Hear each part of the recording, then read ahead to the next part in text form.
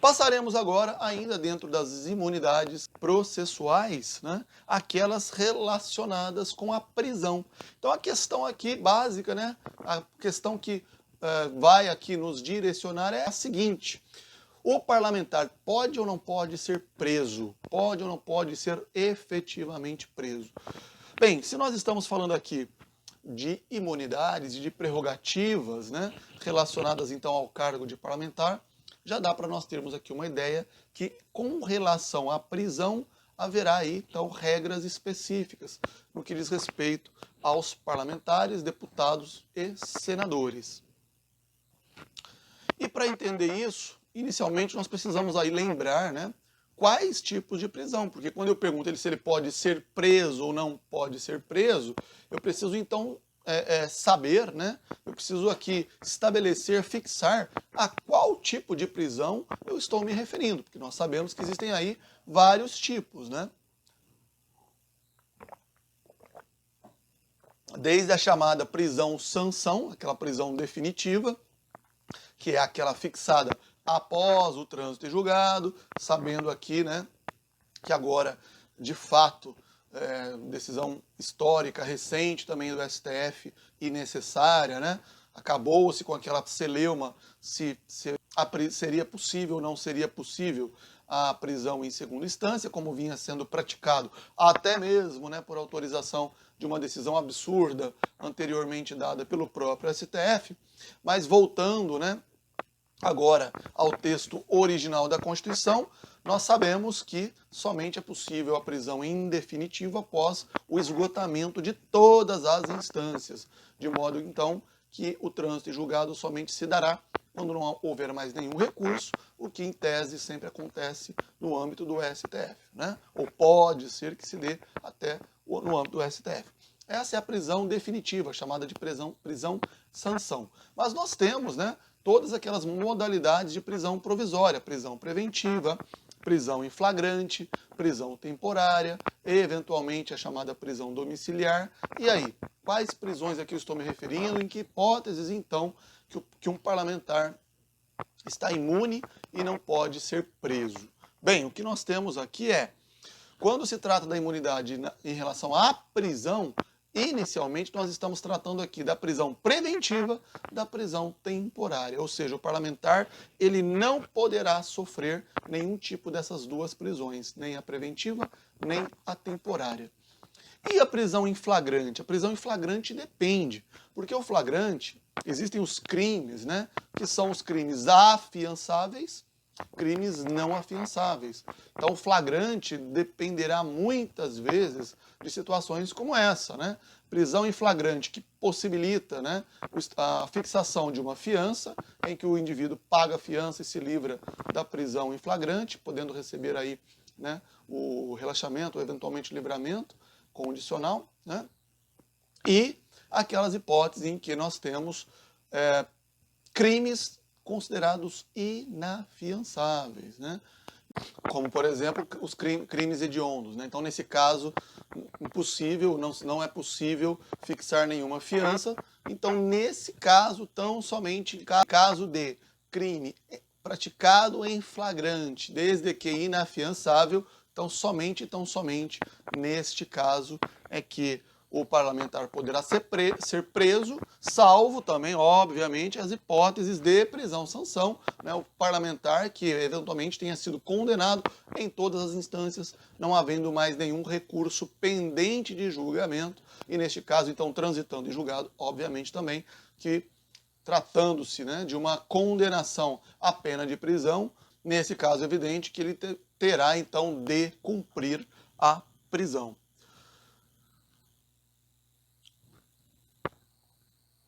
Mas no caso aí, voltando um pouquinho, né, no caso da prisão em flagrante, como que ela funciona? Imagine então um parlamentar surpreendido, né?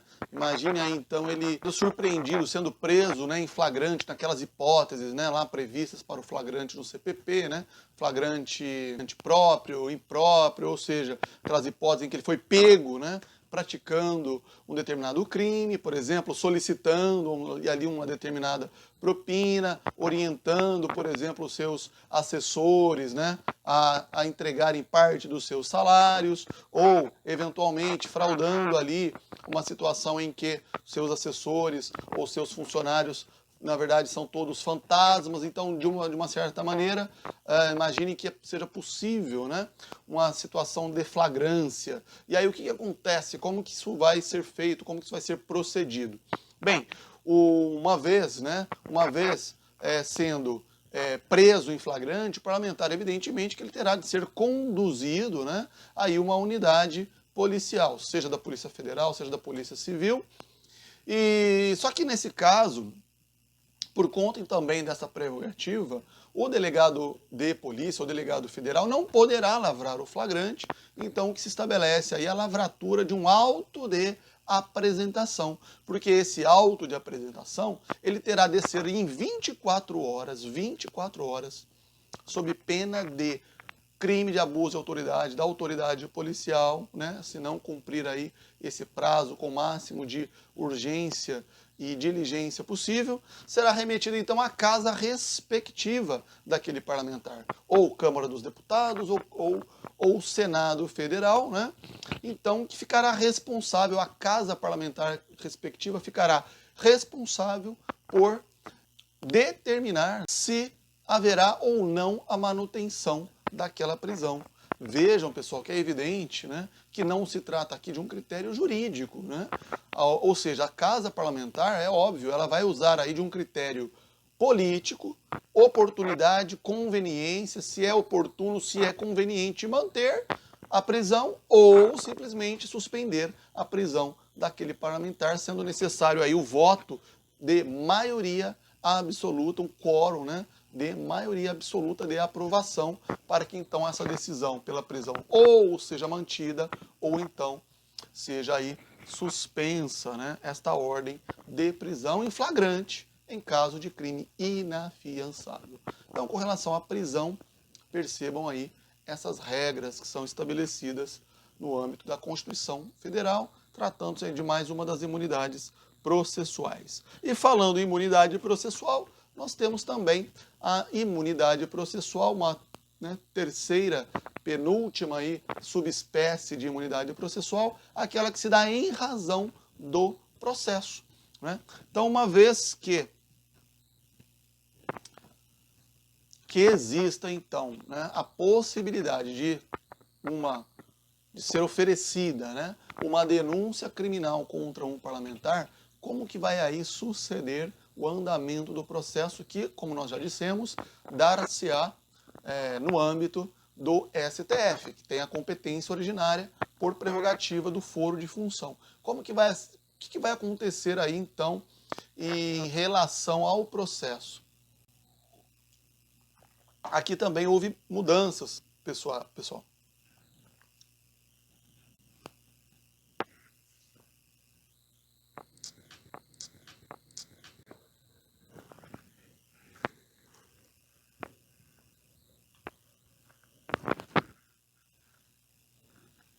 Aqui também surgiram algumas mudanças em relação ao que antes previa o texto original da Constituição.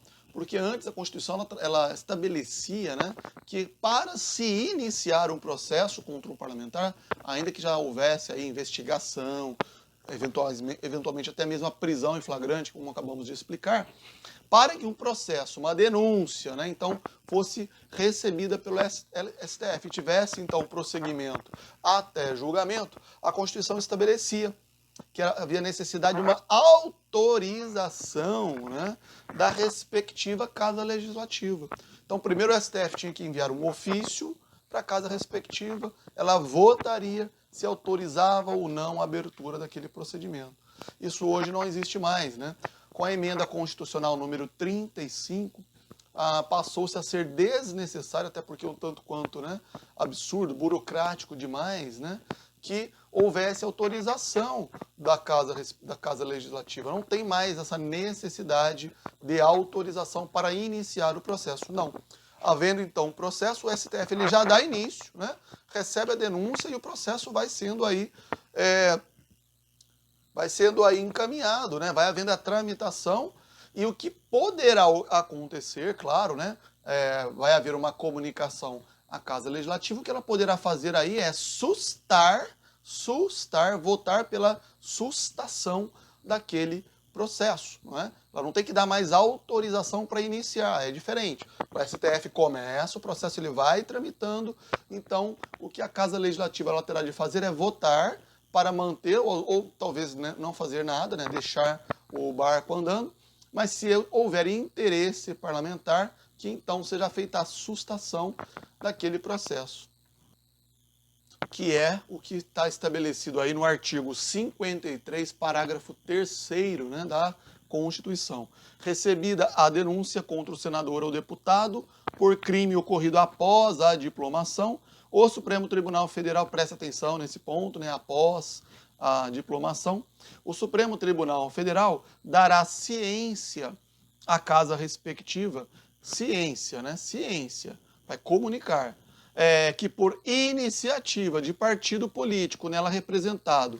e pelo voto da maioria de seus membros, poderá, até decisão final, sustar o andamento da ação. Então percebam que o STF faz, né? Uma vez recebida a denúncia, apenas dará ciência, vai encaminhar um ofício dando ciência à respectiva casa parlamentar, que só então, se houver interesse por meio de iniciativa de um partido, né, poderá então sustar o andamento daquela ação penal.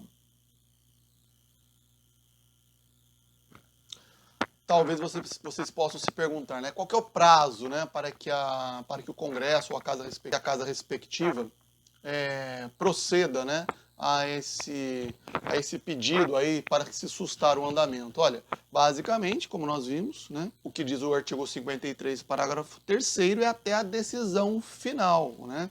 Então isso significa que antes, né, dessa decisão final, antes de uma decisão, uma sentença, por meio de um acórdão ali do colegiado do STF, né, a qualquer tempo poderá um partido aí determinar, entrar com pedido para se sustar o andamento da ação e determinar, então, para se aprovar ou não essa iniciativa. Ou seja, então, de forma resumida, né, a qualquer tempo antes da decisão final do STF, esse pedido poderá surgir. E por que eu chamei a atenção, né, que essa regra toda, ela se refere ao crime ocorrido após a diplomação?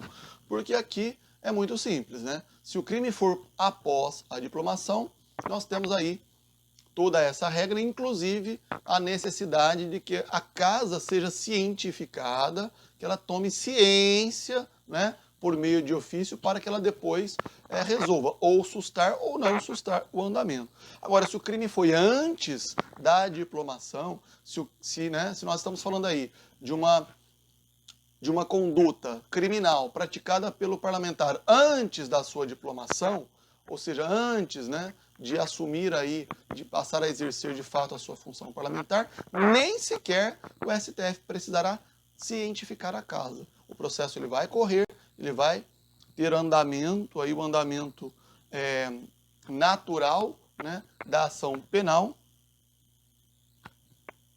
e ela que depois, se houver realmente algum interesse, ela que se manifeste, ela que tome eventuais iniciativas com relação a sustar ou não o andamento desta ação criminal.